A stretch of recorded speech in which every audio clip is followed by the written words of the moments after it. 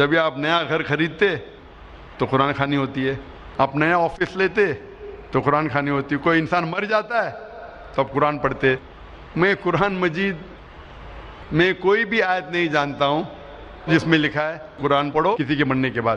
میں کہیں بھی کوئی بھی حدیث نہیں جانتا ہوں جس میں لکھا ہے جہاں اللہ کے رسول یا صحابہ نے کبھی قرآن پڑھے کسی کے مرنے کے بعد، کہ قرآن خوانی مرنے کے بعد لوگ کو بلایا جاتا ہے اور قرآن پڑھایا جاتا ہے۔ اگر آپ قرآن پڑھنا چاہتے بے شک پڑھو، آپ ہر روز پڑھو، عربی میں پڑھو اور معنی کے ساتھ پڑھو۔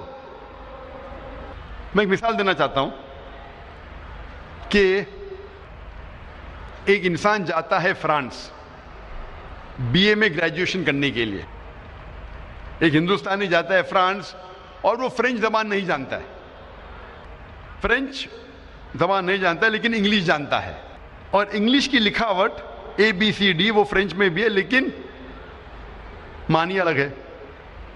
تو وہ فرانس جاتا ہے گریجویشن کرنے کے لیے، ہر روز وہ کالج میں حاضری دیتا ہے، اسے ملتا ہے پی از فار پریزنٹ، ہر روز وہ حاضری دیتا ہے۔ جب ایگزامینیشن کا پیپر آتا ہے لیکن وہ کچھ سمجھتا نہیں کیونکہ وہ فرینچ نہیں جانتا ہے۔ جب ایگزامینیشن کا دن آتا ہے وہ ایگزامینیشن ہال میں جاتا ہے، وہاں بھی اسے پی ملتا ہے، پی فار پریزنٹ۔ میں آپ سے پوچھنا چاہتا ہوں، جب وہ پورے سال میں کچھ فرینچ میں نہیں سمجھا، وہ ایگزامینیشن میں بیٹھے گا، ایگزامینیشن پیپر بھی ہے فرینچ میں، کیا وہ ایگزامینیشن میں پاس ہوں گا؟ بالکل نہیں۔ پی کا مطلب پاس نہیں، پی کا مطلب پریزنٹ، لیکن وہ پاس نہیں ہوں گا، اس سے پاس ہونے کے لیے سمجھنا پڑے گا۔ تو اسی لیے اگر آپ اس زندگی میں پاس ہونا چاہتے تو آپ کے لیے فرض ہے کیا اس زندگی کے بارے میں جانیں، کیا چیز اچھی ہے کیا بری ہے، کیا فرض ہے کیا حرام ہے۔ اور اللہ تعالیٰ فرماتے ہیں قرآن مجید میں سورہ ملک میں سورہ نمبر 67 آیت نمبر 2 میں، الذی خلق الموت والحیات، کہ اللہ سبحانہ و تعالیٰ نے موت اور زندگی دی ہے تاکہ وہ جانچ سکے کہ آپ میں سے سب سے اچھا کون ہے عمل میں۔ تو اللہ تعالیٰ کہتے ہیں کہ یہ زندگی ہمارے لیے امتحان ہے، اللہ نے موت اور زندگی پیدا کی ہے تاکہ وہ جانچ سکے آپ میں سے عمل میں سب سے اچھا کون۔ تو یہ ٹیسٹ میں جب آپ بیٹھ رہے ہیں، اس ٹیسٹ کے اصول آپ نہیں جانتے، اچھا کیا برا کیا، فرض کیا حرام کیا، تو کیا فائدہ۔ تو اگر آپ اس امتحان میں، زندگی کے امتحان میں پاس ہونا چاہتے ہیں تو آپ کے لیے فرض ہے کہ آپ یہ جانیں کہ اس امتحان کے اصول کیا ہے، اس کے فرائض کیا ہے۔ میں ایک مثال دینا چاہتا ہوں کہ اگر آپ کا ایک قریب دوست بمبئی سے آتا ہے کشن گنج میں آپ کو ملنے کے لیے، لیکن وہ انگریزی زبان میں مہارت رکھتا ہے میرے جیسا، اور وہ ٹوٹی پوٹی اردو بات کر لیتا ہے میرے جیسا، آپ کے ساتھ آتا ہے کشن گنج میں، ایک ہفتہ رہتا ہے، آپ کا قریب دوست ہے، ایک ہفتہ رہتا ہے اور آپ کا جگری یار ہے۔ ایک ہفتے بعد وہ واپس جاتا ہے، لیکن کیونکہ وہ اردو یا ہندی تھوڑی بہت بول لیتا تھا لیکن لکھنا نہیں آتا ہے، وہ بمبئی جا کے آپ کو خط لکھتا ہے انگریزی میں، اور انگریزی زبان آپ کو نہیں آتی۔ وہ خط جب آپ کو انگریزی میں لکھتا ہے، آپ کو انگریزی نہیں آتی، تو آپ کیا کریں گے؟ آپ یہ جاننے کی کوشش نہیں کریں گے کہ میرا جگری یار کیا کہہ رہا ہے اپنے خط میں، کوشش کریں گے کہ نہیں؟ آپ کیا کریں گے؟ اس خط کو لے کے جائیں گے ایسے انسان کے پاس جو انگریزی جانتا ہے، اس خط کا ترجمہ کر سکے گا۔ آپ جاننا چاہیں گے کہ میرے جگری یار نے، میرے قریب دوست نے خط میں کیا لکھا، تو یہ فرض نہیں کہ آپ جاننا چاہیں گے کہ ہمارے خالق، ہمارے رب اللہ سبحانہ و تعالیٰ نے اپنے آخری پیغام میں کیا پیغام دیا انسانوں کے لیے۔ آپ کو آخری پیغام کو ترجمہ کرنے کی ضرورت نہیں، کیونکہ اس کا ترجمہ ہو چکا ہے، اور الحمدللہ دنیا کی اہم زبانوں میں اس کا ترجمہ ہو چکا ہے۔ تو فرض نہیں ہے کہ آپ ترجمہ پڑھیں اپنے رب، اپنے خالق، اپنے اللہ سبحانہ و تعالیٰ کے آخری پیغام کا۔ ہم مسلمان الحمدللہ قرآن مجید کی عزت کرتے ہیں، لیکن اکثر لوگ اتنی عزت دیتے ہیں کہ قرآن مجید کے مین مقصد کو بھول جاتے ہیں. عزت دو لیکن قرآن مجید کے مقصد کو مت بھولو. ہم مسلمان قرآن مجید کو ایک اونچے شیلف پہ رکھتے ہیں, اپنی الماری کے سب سے اونچے شیلف پہ رکھیں گے, اتنے اونچے شیلف پہ کہ آپ کو سٹول لینے پڑیں گا, اور قرآن مجید کو پھر رکھتے اوپر کہ اتارنے کے لیے اس کو مشکل ہو جائے. قرآن مجید ایک ہدایت کی کتاب ہے, ایک گائیڈ ہے. آپ اگر گائیڈ ہر روز جو پڑھی جانے والی کتاب ہے اس کو اتنے اونچائی پہ نہیں رکھیں گے کہ اس کو نکالنا مشکل پڑے, ایسے جگہ پہ رکھیں گے جہاں سے نکالنا آسان ہے. ہم مسلمان قرآن مجید کو مخمل کے کپڑے میں باندھتے ہیں اور اتنا ٹائٹ باندھتے ہیں کہ کھولنے کے لیے 5 منٹ لگتا ہے, اور اگر بند کرنے پڑے وہ مخمل کے کپڑے میں باندھنے کے اور 5 منٹ لگیں گا. تو اگر آپ کے پاس 10 منٹ ہے تو آپ سوچیں گے 10 منٹ میں قرآن کیا پڑھنے کا, 5 منٹ تو کھولنے کے لیے لگے گا, 5 منٹ باندھنے کے لیے تو چھوڑو بھی نہیں پڑیں گے. قرآن مجید کو عزت دو, قرآن مجید کا احترام کرو, لیکن اتنا مت کرو کہ مقصد ہی فوت ہو جائے. عزت دو, اونچائی پہ رکھو, پر اتنی اونچائی پہ نہیں کہ نکالنا مشکل پڑے. اس کو محفوظ رکھو لیکن اتنا ٹائٹ مت باندھو کہ کھولنا مشکل پڑے اور بند کرنا مشکل پڑے. ہم قرآن مجید کو ہاتھ لگانے کے لیے 1000 چیز سوچتے ہیں جیسے وہ RDX بم ہے. قرآن مجید کو ہاتھ لگانے کے پہلے ہم سوچتے ہیں کہ میں جوتے میں ہوں تو قرآن مجید کو ہاتھ لگا سکتا ہوں کہ نہیں, میں کھڑا ہوں تو قرآن مجید کو پکڑ سکتا ہوں کہ نہیں, میں ٹریول کر رہا ہوں, میں سفر کر رہا ہوں, قرآن مجید کو ہاتھ لگا سکتا ہوں کہ نہیں, کیا میں سفر میں پڑھ سکتا ہوں کہ نہیں, کیا میں جدھر کام کر رہا ہوں ادھر پڑھ سکتا ہوں کہ نہیں, کیا میں جوتے کے ساتھ ہاتھ لگا سکتا ہوں کہ نہیں. ہم 1000 سوالات پوچھتے ہیں قرآن مجید کو ہاتھ لگانے کے پہلے جیسے وہ RDX بم ہے. قرآن مجید ہمارے زندگی کی ہدایت کی کتاب ہے. وہ ایسی کتاب ہے جو روز پڑھے جانے والی کتاب ہے, اور کہیں نہیں لکھا ہے کہ ہم جوتے کی حالت میں قرآن مجید کو نہیں پکڑ سکتے, ہم کبھی سفر کر رہے تو قرآن مجید کو نہیں پڑھ سکتے. ہمارے اتنے خود کے شرائط ہے کہ یہ ہمیں قرآن مجید کو پڑھنے سے روکتے ہیں. یہ ہمارے بنائے ہوئے شرائط ہے جو قرآن مجید کو پڑھنے سے روکتے ہیں. یہ ہدایت کی کتاب ہے, اسے روز پڑھو. آپ جب عرب ممالک جائیں گے آپ دیکھیں گے عرب جب مسجد میں آتے ہیں نماز پڑھنے کے لیے, اور اگر چند منٹ باقی ہے, 10 منٹ باقی ہے, تو ضائع نہیں کرتے. کیا کرتے؟ فوراً قرآن مجید کو لیتے اور پڑھنے لگتے ہیں. جب اقامت ہو جاتی ہے قرآن مجید کو رکھ کے نماز پڑھنے لگتے. ہماری مسجد میں بھی آپ دیکھیں گے چند لوگ قرآن مجید پڑھتے, لیکن صرف سب سے پہلی صف میں, اول صف میں. دوسری صف میں آپ دیکھیں گے نہیں. کیوں؟ دوسری صف میں اگر کوئی قرآن مجید پڑھے گا تو کوئی آ کے ٹوکے گا, اس کی پیٹھ قرآن مجید پہ حرام. آپ قرآن مجید کو پیٹھ نہیں دکھا سکتے, اور اگر آپ قبلے کی طرف پیٹھ کر کے قرآن مجید پڑھے وہ بھی حرام. میں مسجد حرام الحرم میں مکہ میں کئی بار گیا ہوں, اور وہاں بچوں کو قرآن پڑھایا جاتا ہے روز. دیکھا ہوں میں استاد کا منہ قبلے کی طرف, اور سب بچے استاد کو دیکھ کے پڑھ رہے. کدھر بھی نہیں لکھا ہے کہ کعبہ کو پیٹ کر کے قرآن مجید نہیں پڑھ سکتے. اور اکثر لوگ جب بیٹھتے قرآن مجید پڑھنے کے لیے تو صف میں بیٹھے رہتے, ان کی پیٹھ قرآن مجید کی طرف ہے. یہ ہمارے خود کے بنائے ہوئے شرائط لگاتے قرآن مجید پڑھنے کے لیے, خود کے شرائط جو قرآن مجید کا مقصد فوت ہو جاتا ہے.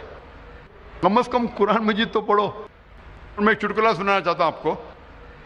ایک اپنے ہندوستان کے اچھے قاری تھے, بہترین قاری, جو جاتے سعودی عربیہ, اور اس وقت مغرب کی صلاح کا وقت تھا. تو وہ سعودی حضرات جانتے تھے کہ اچھے قاری ہے, تو بولے قاری صاحب آپ امامت کرو. تو قاری صاحب مغرب کی صلاح میں پڑھتے ہیں سورہ یوسف کی آیت, اور نماز ختم ہونے پہ سلام پھرتے. تو اس وقت ایک عرب, ایک سعودی, وہ قاری کو دیکھ کے مسکراتا ہے.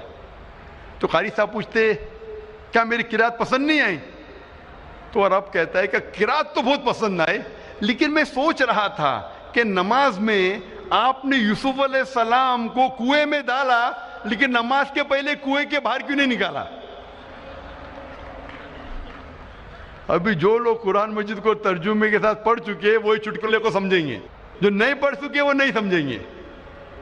جو لوگ قرآن مجید کو ترجمے سے نہیں پڑھے، میں کہنا چاہتا ہوں کہ قرآن مجید میں ذکر آتا ہے یوسف علیہ السلام کا، اور آپ پڑھ چکے ہوں گے کہ سورہ یوسف میں یوسف علیہ السلام کے بھائی سب مل کے یوسف علیہ السلام کے خلاف ہوتے اور اسے ڈالتے ہیں کنویں میں، سوچتے ہیں کہ کنویں میں ڈالیں گے ابھی وہ مر جائیں گا، اور چلے جاتے، لیکن اللہ سبحانہ و تعالیٰ کو یوسف علیہ السلام کو بچانا ہوتا تو ایک قافلہ آتا ہے اور یوسف علیہ السلام کو کنویں کے باہر نکالتا ہے۔ تو یہ سعودی پوچھتے ہیں کہ آپ نے سلام یوسف علیہ السلام کو کنویں میں تو ڈالا، لیکن صلاح کے پہلے کنویں سے باہر کیوں نہیں نکالا؟ اللہ سبحانہ و تعالیٰ فرماتے ہیں سورہ محمد میں، سورہ نمبر 47 آیت نمبر 24 میں، کہ آپ قرآن کو سمجھنے کی کوشش نہیں کرتے یا آپ کے دل پہ تالے لگے ہیں؟ اللہ تعالیٰ فرماتے ہیں کہ آپ قرآن کو سمجھنے کی کوشش نہیں کرتے یا آپ کے دل پہ تالے لگے ہیں۔ اللہ تعالیٰ فرماتے ہیں سورہ بقرہ میں سورہ نمبر 2 آیت نمبر 159 میں کہ اگر آپ چھپائیں گے وہ آیت جو نازل کی گئی ہے اور جو ہدایت اللہ تعالیٰ نے صاف کیا ہے قرآن میں، تو اللہ سبحانہ و تعالیٰ کی لعنت ہوگی آپ پہ۔ یعنی آپ قرآن مجید کی آیتوں کو مت چھپاؤ، جو اللہ نے ہدایت دی اسے مت چھپاؤ، نہیں تو اللہ تعالیٰ آپ پہ لعنت برسائیں گے۔ اور اللہ تعالیٰ فرماتے ہیں سورہ فرقان میں سورہ نمبر 25 آیت نمبر 30 میں محمد صلی اللہ علیہ وسلم کہیں گے کہ اے رب، یہ میرے لوگ ہیں، these are my people who have taken the Quran for foolish nonsense۔ یہ میرے لوگ ہیں جو قرآن کو نہ سمجھ سکے، میں قرآن کو فولش نانسنس جیسا لیا۔ قرآن کو پڑھنے کے دو طریقے ہوتے ہیں، ایک ہے تذکر قرآن، ایک ہوتا ہے تدبر قرآن۔ تذکر قرآن یعنی قرآن کو پڑھنا، عام طور پہ پڑھنا، اور جو ہم عربی میں بھی کر سکتے اور ترجمے کے ساتھ بھی کر سکتے۔ ایک ہوتا ہے تدبر قرآن، یعنی قرآن کے معنی پہ تدبر کرنا، to ponder over the meaning of the قرآن۔ تذکر قرآن کرنا تو انسان کے لیے آسان ہے، تدبر قرآن کرنا بہت اہم ہے، جو عربی زبان سے اور بہتر کر سکتے، ترجمے کے ذریعے بھی کر سکتے، لیکن اتنے بہترین طریقے سے نہیں جیسے آپ عربی زبان سے کر سکتے، کیونکہ عربی زبان اتنی اونچی زبان ہے، اتنی اچھی زبان ہے، اگر آپ جانیں تو ترجمہ میں وہ لطف نہیں آئے گا۔ تو تدبر قرآن آپ بہتر کر سکتے عربی زبان جاننے کے بعد۔ اور اکثر آپ کتاب کوئی پڑھیں گے، ایک بار پڑھیں گے، دو بار پڑھیں گے، تیسری چوتھی بار میں آپ تھک جائیں گے، لیکن قرآن مجید اگر 1000 بار بھی پڑھیں گے، 1001 بار پڑھیں گے، پھر بھی آپ کو مزہ آئے گا، پھر بھی آپ لطف اٹھائیں گے، پھر بھی آپ ہدایت پائیں گے، کیونکہ ہر قرآن کی آیت کے الگ پہلو ہے۔ قرآن مجید ایک ہی آیت ایک عام انسان پہ بھی چھا جاتی ہے اور ایک عالم کو بھی۔ جتنی بار آپ قرآن مجید پڑھیں گے سمجھ کے، اتنی بار آپ کو اور مزہ آئے گا، آپ کو اور ہدایت ملیں گی، آپ کبھی بھی نہیں تھکیں گے۔ اسی لیے ہر مسلمان کے گھر میں قرآن مجید ہونا فرض ہے، نہ کہ صرف عربی زبان میں، لیکن اگر عربی زبان نہیں جانتے آپ سمجھنا، تو فرض ہے کہ آپ قرآن مجید کا ترجمہ اپنے گھر میں رکھیں، اس زبان میں جو زبان میں آپ کو مہارت ہے۔ اگر اردو میں مہارت ہے تو اردو میں رکھیے، ہندی میں مہارت ہے تو ہندی میں رکھیے، انگلش میں مہارت ہے تو انگلش میں رکھیے، گجراتی میں مہارت ہے تو گجراتی میں رکھیے، لیکن فرض ہے کہ آپ کے گھر میں قرآن مجید کا ترجمہ ہونا چاہیے اور اسے روز آپ کو پڑھنا چاہیے۔ سب سے بہترین تحفہ اگر آپ کسی کو دے سکے وہ ہے قرآن مجید ترجمے کے ساتھ، چاہے شادی کا موقع ہو، چاہے آپ کا دوست نیا گھر لیا ہے یا نئی آفس میں جا رہا ہے، سب سے بہترین تحفہ ہے قرآن مجید کا ترجمہ۔ غریب انسان بھی اسے پسند کرے گا اور امیر بھی اسے پسند کرے گا۔ اور سب سے بہترین تحفہ آپ اپنے بچوں کو دے سکتے ہیں وہ ہے قرآن مجید، اور یہ تحفہ اس کی زندگی کے آخری دن تک اسے ہدایت دیتا رہے گا۔ اکثر ہم مسلمان ہمارے بچوں کو قرآن مجید پڑھنا سکھاتے عربی میں، لیکن ہم یہ نہیں ضروری سمجھتے تھے کہ ہمارے بچوں کو عربی زبان آنا چاہیے. عربی تو پڑھ سکتے ہیں لیکن عربی سمجھ نہیں سکتے, اور ہمارے والدین اسے اہم نہیں سمجھے, اسے ضروری نہیں سمجھے کہ ہمیں عربی زبان سکھائے. لیکن آج ہمیں عہد لینا پڑے گا, ایک وعدہ لینا پڑے گا, کم از کم ہم ہمارے بچوں کو عربی زبان سکھائے. عربی زبان سکھائے تاکہ وہ اللہ سبحانہ و تعالیٰ کا آخری پیغام سمجھ سکے اور اس پہ عمل کر سکے. اور یہ تحفہ آپ اپنے بچوں کو دیں گے عربی زبان سکھانے کا اور اس کے ساتھ قرآن مجید دینے کا, یہ سب سے بہترین تحفہ ہوگا.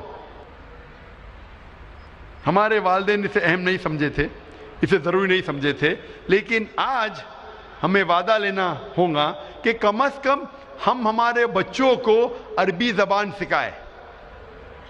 میں جانتا ہوں کہ میں چھوٹا سا دائی ہوں, میں عربی زبان نہیں جانتا ہوں, تھوڑی بولی شوئی ادھر ادھر. میں جانتا ہوں کہ عربی زبان جاننا کتنا اہم ہے, اسی لیے میں نے میرے تینوں بچوں کو عربی زبان سکھائی, 3 سال کی عمر سے سکھائی. میری بیٹی 13 سال وہ بھی عربی زبان جانتی ہے, میری بیٹی جو 15 سال وہ بھی جانتے ہیں, اور میرا بیٹا جو 17 سال کا وہ بھی جانتا ہے. عربی زبان جانتا ہے اور تینوں حفاظ ہے ماشاءاللہ. اکثر ہمارے مدرسے میں حافظ بناتے ہیں, حفظ کرتے ہیں قرآن, لیکن قرآن سمجھ نہیں سکتے. حفظ کرنا اچھی بات ہے الحمدللہ, میں یہ نہیں کہتا ہوں غلط بات ہے, بہت اچھی بات ہے, انشاءاللہ آپ کو ثواب ملے گا. لیکن اگر حفظ کے ساتھ انہیں عربی زبان سکھائے تو سونے پہ سہاگا. انشاءاللہ امید ہے کہ ہماری دوسری نسل جو قرآن کو حفظ کریں گی, جو عربی زبان جانیں گی اور قرآن پہ عمل کریں گی, ہم سے کئی گنا اچھی ہوں گی. اسی لیے اسی اسکول ہم نے قائم کی ممبئی میں, تاکہ ہمارے اسکول سے جو طلباء فارغ ہوں گے, ذاکر نائک معیار تو ہے ہی نہیں, لوگ کہتے ہیں ذاکر نائک بننے کا. ذاکر نائک ایک ناچیز ہے, وہ تو بولتے بولتے اللہ تعالیٰ نے مجھے اسٹیج پہ لے گیا, میں تو ہکلاتا تھا, اور آپ کی محبت ہے جو آپ کو یہاں کھینچ لائی ہے. لیکن انشاءاللہ جو اگلی نسل, فیوچر جنریشن, نیکسٹ جنریشن جو بنیں گی, وہ انشاءاللہ عربی زبان پہ اگر مہارت رکھی اور پھر حفظ کرے اور پھر دعویٰ کرے تو انشاءاللہ وہ اور اونچائی پہ جائیں گی. آپ اپنے گھر میں ہر روز قرآن پڑھنا چاہیے, اور ساری فیملی ممبرز کے لوگ, سارے خاندان کے لوگ اکٹھا ہو کے پڑھ سکتے, چاہے اکیلے پڑھو اکٹھا پڑھو, لیکن ایک وقت طے کرو. ہو سکتا ہے فجر کے بعد, ہو سکتا ہے عشاء کے بعد, جو وقت میں آپ کو زیادہ فرصت ہے, ہر روز آپ قرآن پڑھو ترجمے کے ساتھ. اگر زیادہ نہیں پڑھ سکتے کم از کم ایک رکوع پڑھو, ایک رکوع روز پڑھیں گے ترجمے کے ساتھ تو انشاءاللہ 1.5 سال میں قرآن مجید مکمل ہو جائے گا. یہ کم سے کم کی بات کر رہا ہوں. آپ اپنے ادارے میں, آپ جو تجارت کرتے ہیں, آپ کے جتنے ملازم ہیں, ان کے اوپر فرض کر دو قرآن مجید پڑھنے کے لیے. ہمارے اسلامک ریسرچ فاؤنڈیشن میں ممبئی میں, وہاں تقریباً ماشاءاللہ 400 سے زیادہ ملازم ہیں. فرض ہے کہ سب سے پہلی چیز جب وہ آئیں گے, اپنا انگوٹھا ڈالیں گے ٹائم مشین پہ تو ٹائم رجسٹر ہو جاتا ہے کون سے وقت آئے. سب سے پہلی چیز کرے وہ یہ ہے کہ قرآن مجید کو ترجمے کے ساتھ پڑھے, کم از کم ایک رکوع فرض ہے, چاہے 15 منٹ لگے چاہے 20 منٹ لگے, ایک رکوع تو کم از کم پڑھے یا 2 رکوع پڑھے, جتنا بھی پڑھ سکتے. عربی میں پڑھے, اس کے ساتھ ترجمہ پڑھے. لوگ کہیں گے 400 لوگ ہر روز 15 سے 20 منٹ, یہ تو فضول خرچی ہے. آپ نہیں جانتے کہ آپ کے ملازم اگر قرآن مجید پڑھیں گے معنی کے ساتھ, وہ پڑھیں گے کہ ایمانداری کتنی اچھی چیز ہے, رشوت دینا نہیں چاہیے, رشوت لینا نہیں چاہیے, جھوٹ نہیں بولنا چاہیے, آپ کے تجارت میں برکت ہوں گی. اگر غیر مسلم بھی آپ کے وہاں کام کرے, اگر ترجمہ پڑھیں گے تو وہ ہدایت پائیں گے. اور جب بھی وقت آپ کو ملے تو کوشش کرے کہ قرآن مجید پڑھے. ایک ہوتا ہے کہ پہلے صف سے آخری تک پڑھے, اگر بیچ میں وقت مل گیا تو آپ انڈیکس کے ذریعے، انڈیکس ہوتا ہے مثال کے طور پہ قرآن مجید عبداللہ انڈیکس ہے، آپ انڈیکس کے جو موضوع پہ پڑھنا چاہتے ہیں، نساء عورت کی موضوع پہ پڑھیے، محمد صلی اللہ علیہ وسلم محمد صلی اللہ علیہ وسلم کا ذکر کیا قرآن مجید میں پڑھیے، جو موضوع پہ آپ کو انٹرسٹ ہے انڈیکس کے ذریعے پڑھ سکتے. آپ قرآن مجید کو کہیں سے کھول کے پڑھ سکتے، لیکن جب بھی آپ کو وقت ہے آپ قرآن مجید پڑھیے، یہ آپ کو ہدایت دیں گا اور انشاءاللہ اس دنیا اور آخرت میں بھی آپ کے لیے یہ فائدہ مند ثابت ہوگا. اللہ تعالیٰ فرماتے ہیں سورہ حشر میں، سورہ نمبر 59 میں، آیت نمبر 21 میں، کہ اگر قرآن پہاڑ پہ نازل ہوتا تو یہ پہاڑ جھک جاتا اور پردے ہو جاتا ہے اللہ کے خوف میں. یعنی اللہ تعالیٰ فرماتے سورہ حشر میں سورہ نمبر 59 آیت نمبر 21 میں، اگر قرآن پہاڑ پہ نازل ہوتا تو پہاڑ جھک جاتا اور پردے ہو کے گر جاتا اللہ کے خوف سے. لیکن ہم مسلمانوں کو کوئی فرق نہیں پڑ رہا ہے. پہاڑ نشانی ہے طاقت کی. ہم مسلمانوں کے اوپر اگر قرآن نازل ہوا سارے انسانوں پہ، ہم مسلمان اگر پڑھے اور اس سے ہدایت پائے تو انشاءاللہ یہ ہمیں فائدہ مند ثابت ہوگا اس دنیا میں اور آخرت میں بھی. اور آج ہم دیکھتے ہیں دنیا بھر میں کہ مسلمان ہمیشہ نیچے دیکھے جاتے. ایک وقت تھا جو مسلمان عروج پہ تھے، آج ہم عروج پہ نہیں ہیں، آج ہم نیچے ہیں. کیوں؟ کیونکہ پہلے ہم مسلمان قرآن اور حدیث کے قریب تھے، اسی لیے ہم عروج پہ تھے. آج ہم مسلمان نیچے ہیں کیونکہ ہم قرآن مجید سے دور ہوتے جا رہے ہیں. انشاءاللہ اگر پھر سے ہم قرآن مجید کے قریب آئیں گے تو انشاءاللہ ہم پھر سے عروج پہ پہنچ جائیں گے.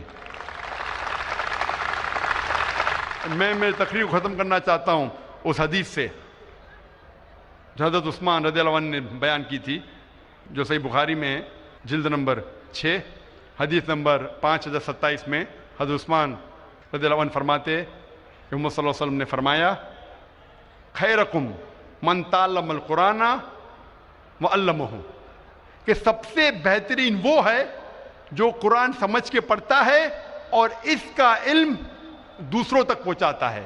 وآخر دعوانا الحمدللہ رب العالمین.